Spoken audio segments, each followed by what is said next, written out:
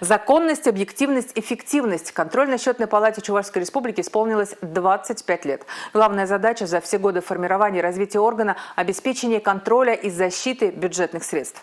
370 миллионов рублей в казну республики удалось вернуть в 2021 году. Итоги работы и перспективы развития контролирующего органа обсудили сегодня за круглым столом в Доме правительства республики. На встречу приехали коллеги из Москвы, Самарской области и других регионов. Чувашия ответственно и профессионально относится к бюджетным средствам, отметил министр финансов региона Михаил Ноздряков. Республика второй год подряд занимает первое место в стране по уровню открытости бюджетных данных. Прошедший 2021 прошлый год тоже стал особенным, поскольку вслед за федеральным законодательством увеличились и статус работников и руководителей контрольно-счетной палаты. Поменялась и структура контрольно-счетной палаты, численность, ну и объем полномочий и задач, в том числе то, что мы считаем очень важным, передача функций муниципального финансового контроля.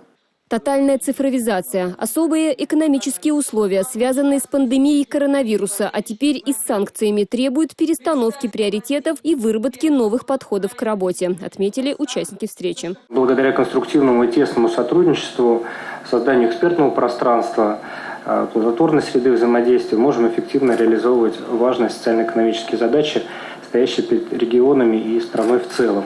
Контрольно-счетная палата Чувашии готова к переменам. В 2021 году она включилась в программу трансформации. Началась централизация органа. Контроль все чаще проходит в рамках аудита. Это позволяет охватить более 10 муниципалитетов одновременно и выявить системные ошибки. За последние десятилетия, благодаря совершенствованию федерального законодательства, можно с уверенностью сказать, что контрольно-счетная палата Чувашской Республики стала органом независимого финансового контроля.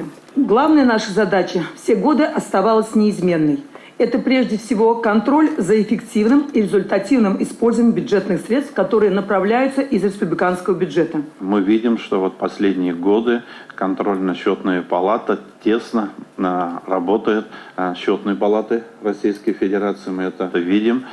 Те методические рекомендации счетной палаты, направления, профессиональное наставление и, конечно же, и результаты работы контрольно-счетной палаты налицо. Я хочу отметить, что с полной уверенностью сказать, что в контрольно-счетной палате нашей республики работают профессионалы.